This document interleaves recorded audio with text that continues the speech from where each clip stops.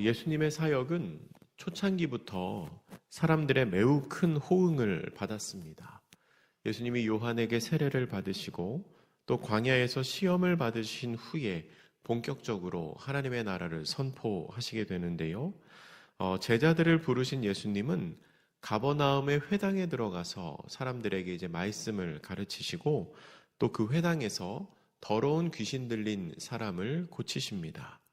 그러자 예수님의 소문이 온 갈릴리 사방에 퍼졌습니다. 사람들은 안식일이 끝나자마자 모든 병자와 귀신 들린 사람을 예수님께로 데리고 왔고요. 예수님은 그 몰려드는 사람들을 밤늦게까지 돌보시고 그리고 그 사람들을 피해서 새벽에 기도를 하셔야 할 정도로 많은 사람들이 예수님을 찾았습니다. 그나마 그렇게 새벽에 기도를 하시는 중에도 제자들이 찾아와서 예수님, 사람들이 지금 예수님을 찾고 있으니 빨리 우리와 함께 가셔야 됩니다 라고 말할 정도로 굉장히 바쁘게 사역을 하셨습니다. 그리고 그렇게 예수님을 따르는 사람이 많아지고 예수님의 인기가 높아질수록 점점 예수님을 경계하는 사람들도 생겨나게 됩니다. 오늘 본문 1절은 이렇게 기록합니다. 우리 1절 다시 한번 같이 읽겠습니다. 시작. 수일 후에 예수께서 다시 가버나움에 들어가시니 집에 계시다는 소문이 들린지라. 아멘. 예수님께서 갈릴리 지역에 계실 때 사역의 중심지가 어디냐 하면 바로 이 가버나움이라는 작은 도시였습니다. 일종의 베이스 캠프 같은 곳이었습니다. 예수님께서 다시 가버나움에 들어가셨는데요. 그리고 집에 들어가셨다라고 합니다. 이 집이 누구의 집인지는 명확하지가 않습니다. 가버나움에 있었던 예수님의 집인지 아니면 시몬의 집인지 명확하지는 않습니다. 그런데 예수님이 집에 계시다는 소문이 금방 또 사람들에게 퍼졌습니다. 그러니까 어떻게 됩니까? 2절에 보면 말씀을 들으려는 사람들이 몰려들어서 그 문 앞에까지도 들어설 자리가 없을 정도로 또 순식간에 사람들이 많이 모였습니다. 그런데 그때 무슨 일이 있었냐면 사람들이 한 중풍병자를 4사람에게 메워가지고 예수님께로 옵니다. 그들은 그 중풍병자를 예수님 앞에 보여드리고 싶었습니다. 예수님께서 이 사람을 보면 뭔가 좋은 일이 있을 거다, 고쳐주실 거다라는 생각을 가지고 왔던 것 같습니다.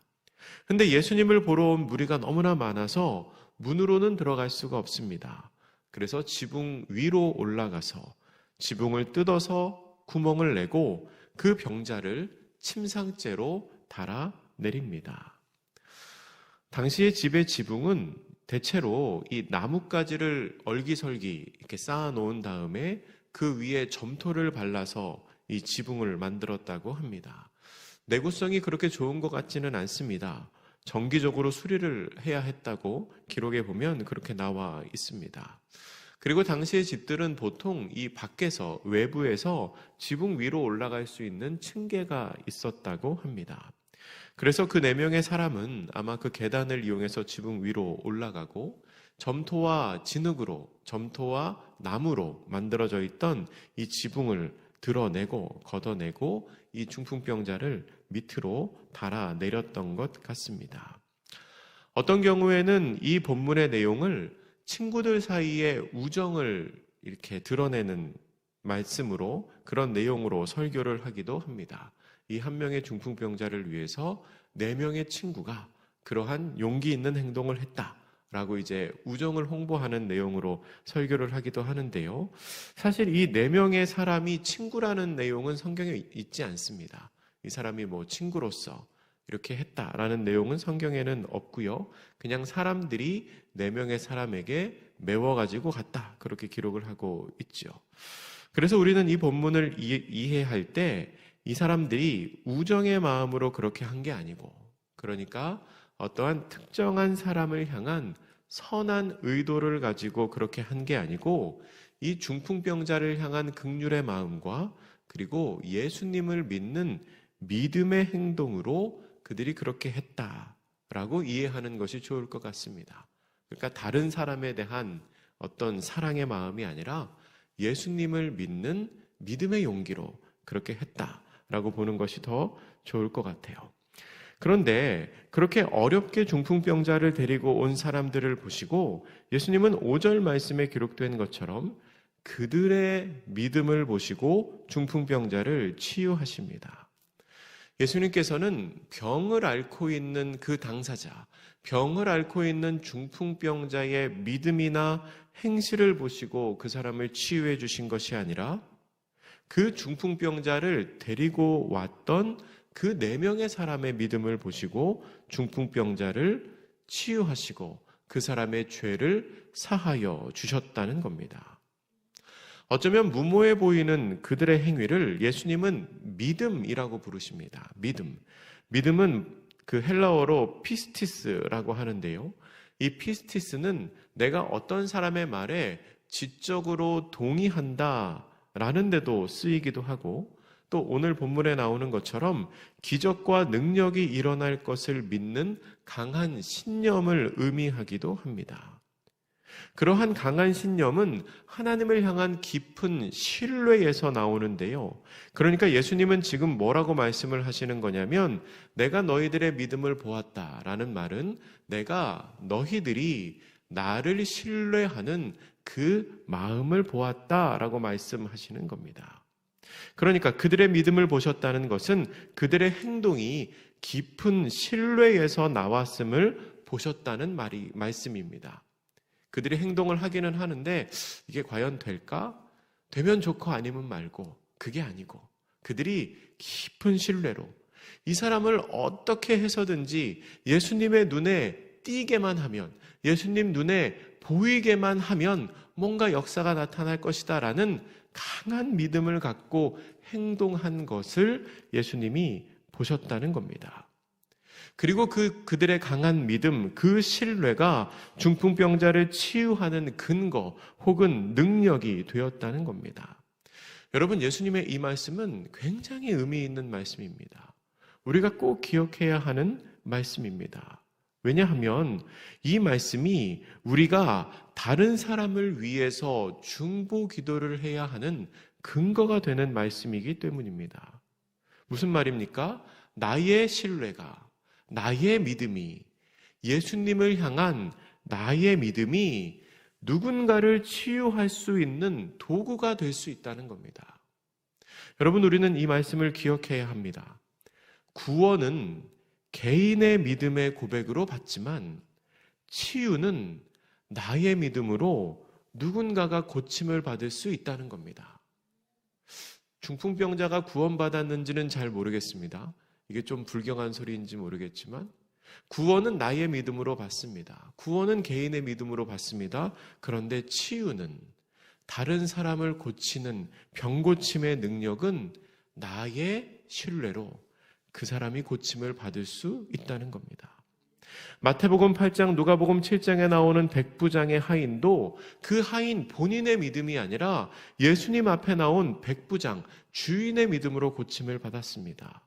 우리가 잘 아는 수로보니게 여인도 그렇죠. 예수님이 그 여인을 개 취급을 했습니다. 이방인들, 개에게는 나눠줄 은혜가 없다고 말씀하시죠. 근데 그 여인이 뭐라고 말하냐면 개도 주인의 상에서 떨어지는 부스러기를 먹습니다 라는 말로 간구하고 예수님이 그 여인을 보시며 너의 믿음이 크도다 라고 말씀하셨습니다. 그리고 그 순간 그 여인의 딸이 고침을 받는 기적이 일어났습니다. 제가 이 말씀을 준비하며 우리의 믿음으로 다른 사람이 치유되고 다른 사람이 고쳐지는 역사가 일어나면 얼마나 좋을까 하는 그런 마음의 생각이 들었습니다. 특별히 이 새벽에 나오시는 분들의 믿음과 이 새벽에 나오시는 분들의 기도가 우리 교회 안에 우리 이웃들을 치유하고 위로하는 그러한 하나님 앞에 믿음의 행위가 될 수 있기를 축복합니다. 여러분, 우리가 믿음으로 기도하고 하나님께서 그 하나님을 바라보는 신뢰의 마음을 보셨을 때 그 믿음의 기도가 다른 사람들을 고치는 역사로 나타나게 될 것입니다. 그런데요, 예수님께서 이 중풍병자를 보시고 처음에 하신 말씀이 뭐냐면 일어나라, 혹은 내 병이 치유되었다라는 말씀이 아니었습니다. 뭐라고 말씀하시죠? 5절에 보면 작은 자야 안심하라 내 죄사함을 받았느니라 라고 말씀하십니다. 예수님은 이 중풍병자를 보시고 치유의 선언을 하시는 게 아니고 사죄의 선포를 하십니다. 그런데 예수님께서 그렇게 말씀하시는 것을 보고 어떤 서기관들, 그 자리에 앉아있던 어떤 서기관들은 이 사람이 지금 신성을 모독하고 있다라고 말합니다. 그런데 예수님께서 그들의 생각을 아셨습니다. 재밌죠? 직접 말로 한 게 아니고 속으로 생각을 했는데 예수님이 그 속마음을 아셨어요. 그래서 8절과 9절 말씀에서 이렇게 말씀하십니다. 우리 8절 9절 같이 읽습니다. 시작. 그들이 속으로 이렇게 생각하는 줄을 예수께서 곧 중심에 아시고 이르시되 어찌하여 이것을 마음에 생각하느냐 중풍병자에게 내 죄사함을 받았느니라 하는 말과 일어나 내 상을 가지고 걸어가라 하는 말 중에서 어느 것이 쉽겠느냐. 아멘. 여러분, 예수님의 이 말은 좀 애매한 말입니다. 알 듯 모를 듯한 말이죠. 여러분이 생각하시기에 지금 이제 21세기를 살아가는 대전도안교회의 성도로서 내 죄사함을 받았느니라 하는 말과 일어나 걸어가라 라는 한 말 중에 어느 것이 더 쉽겠습니까? 어느 것이 더 쉬운 말입니까? 한번 생각해 보세요. 앞에 걷지 못하는 환우가 있어요. 근데 그 환우를 향하여 여러분이 말한다고 생각해 보세요. 내 죄사함을 받았느니라 하는 말과 당신은 지금 치유받았습니다. 일어나 걸어가십시오. 라는 말 중에 어떤 말이 더 쉽습니까? 네, 속으로 다 생각하셨겠죠? 여러분, 지금 우리의 관점에서는 내 죄사함을 받았느니라 이 말이 더 쉽습니다. 왜 그렇죠? 죄사함은 겉으로 드러나는 게 아니기 때문에 그렇습니다. 내가 그렇게 말한다고 해서 그 사람의 죄가 진짜 사해졌는지 그 사람의 속이 어떠한지 우리는 알 수 없죠. 근데 일어나 걸어가라 라는 말은 어떻습니까? 그 결과가 바로 눈에 보이는 말입니다. 앞에 걷지 못하는 사람이 있는데 일어나 걸어가라 라고 이야기했는데 못 일어나면 어떡합니까? 내 말이 이루어지지 않는다는 게 바로 눈에 보이죠. 거짓말했다는 게 바로 들통납니다. 그러니까 지금 우리의 관점으로는 사실 내 죄사함을 받았느니라 라고 말하는 게 더 위험 부담이 없습니다. 망신당할 가능성이 더 적습니다. 근데 여러분, 그건 21세기를 살아가는 우리의 입장에서 이 두 말을 비교해 본 거고요. 당시 유대 상황을 배경으로 생각해 보면 일어나 걸어가라 라는 말이 더 말하기 쉬운 말입니다. 왜냐하면 내 죄사함을 받았느니라 라는 말은 3절의 서기관이 생각한 것처럼 하나님을 모독하는 말로 들릴 수 있기 때문입니다. 그리고 당시에 하나님을 모독하는 말, 싱성모독은 돌에 맞아서 죽을 수도 있는 잘못이었습니다. 그러니까 이 당시 유대 상황에서 내 죄사함을 받았느니라 라는 말은 돌 맞아서 죽을 수 있는 말이고요. 그리고 일어나 걸어라 라는 말은 그렇게 되지 않아도 그냥 거짓말쟁이로 낙인되는 그런 말일 뿐입니다. 그러니까 이때 당시에는 어떤 말이 더 하기 쉬운 말입니까? 일어나 걸어라가 더 쉬운 말이죠. 그런데 예수님께서는 지금 뭐라고 말씀하시냐면 내 죄사함을 받았느니라 라고 말씀을 하신 겁니다. 그리고 왜 그렇게 말씀을 하셨느냐? 그 이유가 10절에 나와 있는데요. 우리 10절 말씀 읽겠습니다. 그러나 인자가 땅에서 죄를 사하는 권세가 있는 줄을 너희로 알게 하려 하노라 하시고 중풍병자에게 말씀하시되 이렇게 나오죠. 그러니까 무슨 말입니까? 일어나 걸어라 라는 말이 더 쉽다는 거 나도 안다. 그러나 인자가 땅에서 죄를 사하는 권세가 있는 줄 너희로 알게 하려 하노라. 일부러 이 얘기하셨다는 겁니다. 일부러. 왜요? 죄를 사하는 권세가 있다는 것을 알게 하려고 일부러 이 이야기를 하게 하셨다는 겁니다. 그리고 그 후에 11절에서 중풍병자를 향하여 내가 내게 이르노니 일어나 내 상을 가지고 가라 라고 하십니다. 그러니까 어떤 일이 일어납니까? 12절 말씀 같이 읽습니다. 시작. 그가 일어나 곧 상을 가지고 모든 사람 앞에서 나가거늘 그들이 다 놀라 하나님께 영광을 돌리며 이르되 우리가 이런 일을 도무지 보지 못하였다 하더라. 아멘. 예수님께서는 본인이 죄 사함을 하실 수 있는 분이라는 걸 알게 하신 후에 그리고 병을 고치시는 능력을 보여주시는 겁니다. 여러분, 우리가 복음서를 이렇게 읽어가면서 알게 되는 사실이 하나 있습니다. 그것은 예수님께서 공생의 사역을 하시면서 조금씩 자신이 어떤 분이신지를 사람들에게 알려주신다는 사실입니다. 본인이 누구인지를 사람들에게 조금씩 드러내십니다. 마가복음을 기준으로 해서 봐도 그렇죠. 지금까지 예수님은 어떤 분이셨습니까? 말씀을 가르치시는 분, 그리고 더러운 귀신을 쫓아내시는 분, 각종 병든 사람을 고치시는 분으로 여겨졌습니다. 그런데 오늘 본문에서 예수님께서는 자신의 정체를 하나 더 드러내시는 겁니다. 어떤 걸 드러내셨죠? 죄를 사하는 권능이 있는 분이라는 것을 알려주십니다. 그리고 그것을 알리시기 위해서 이 중풍병자를 치유하시기 전에 일부러 죄사함의 선포를 그에게 하신 것입니다. 당시 유대교에서는 모든 고난과 질병이 개인적인 죄의 결과로 나타난다고 생각했습니다. 그리고 그 사람의 죄가 사하여지기 전까지는 그 사람의 병도 고침받을 수 없다고 생각을 했습니다.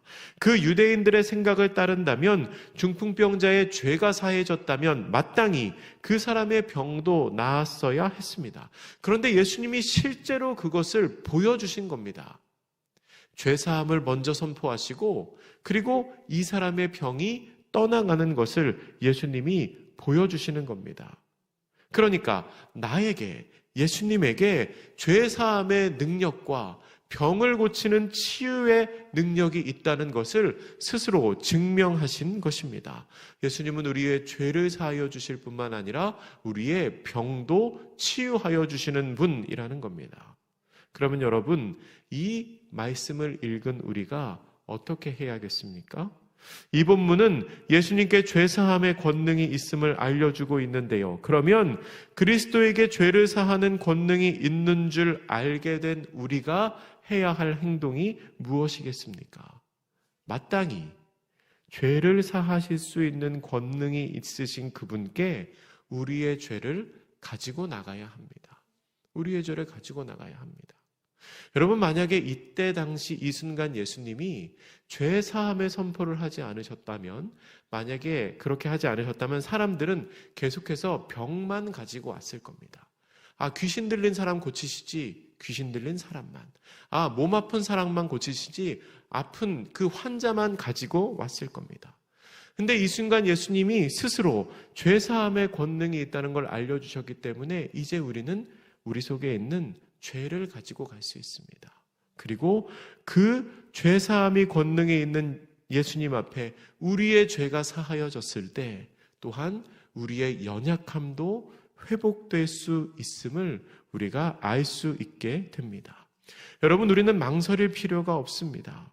죄를 사하실 수 있는 권능이 있는 예수님 앞에 우리의 죄를 가지고 나가야 합니다. 그리고 우리가 말하지 않아도 오늘 본문 8절 말씀에서 예수님께서 이미 서기관의 생각을 알고 계셨던 것처럼 예수님은 우리의 잘못을 다 알고 계십니다. 오히려 죄인인 우리를 기다리고 계십니다. 우리가 주님 앞에 우리의 죄를 가지고 나간다면 주님께서는 그 죄를 사하여 주실 뿐만 아니라 중풍병자가 고침을 받은 것처럼 죄로 말미암아 우리의 삶에 생겨나는 그 모든 아픔과 고통도 주님께서 낫게 하여 주실 것입니다. 우리가 아무리 큰 잘못을 저질렀어도 하나님께서는 우리를 싫어하거나 외면하지 않으십니다. 예전에 어떤 분이 저에게 그런 얘기 하신 적이 있어요. 목사님, 저는 죄를 너무 많이 지어서 하나님 앞에 나아가기가 참 두렵습니다. 제가 제 죄를 갖고 하나님 앞에 나가면 하나님이 저를 싫어하실 것 같아요. 하나님이 저를 미워하실 것 같아요. 너 같은 사람은 거룩한 성전에 들어오지 못한다고 말씀하실 것 같아요. 근데 여러분, 그렇지 않습니다. 그렇지 않아요. 우리가 아무리 많은 죄를 지었어도 그것은 하나님 앞에 아무런 문제가 되지 않습니다. 제가 그때 그분께 그런 말씀을 드렸어요.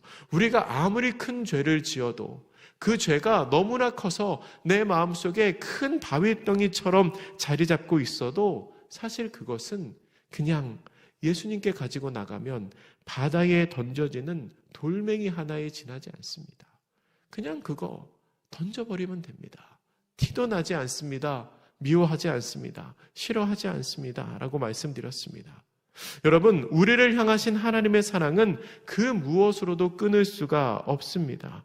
그리고 우리를 사랑하시는 하나님 앞에 우리가 우리의 죄를 고백하면 모든 죄를 사하시는 주님의 권능으로 말미암아 주님께서 우리의 죄를 용서하여 주시고 또한 우리의 아픔을 치유하여 주십니다. 우리를 사랑하시는 예수님은 우리의 죄를 사하시고 우리의 병을 고치시는 분입니다. 잘못이 있다면 주님 앞에 나아가 회개하고 또한 우리의 믿음의 간구로 말미암아 나의 연약함도 내 주변 사람의 아픔도 고칠 수 있는 그러한 주 앞에 나아가 간구할 수 있는 복된 성도님들 되시기를 주님의 이름으로 축복합니다. 기도하겠습니다. 사랑의 하나님, 말씀을 통하여 우리의 기도로 다른 사람을 도울 수 있고 또한 예수님 앞에 죄를 사하는 권능이 있다는 것을 알게 하시니 감사합니다. 우리의 마음속에 있는 죄를 주님 앞에 가지고 나아가 고백함으로 용서받는 저희들 되게 하여 주시옵소서. 또한 믿음의 기도와 간구로 나의 연약함뿐만 아니라 우리 주변 사람들의 연약함까지도 치유할 수 있는 믿음을 우리 가운데 허락하여 주시옵소서. 오늘도 그 주님과 동행하는 귀하고 복된 한 날 되게 하여 주시옵소서. 감사드리며 예수님의 이름으로 기도드립니다. 아멘.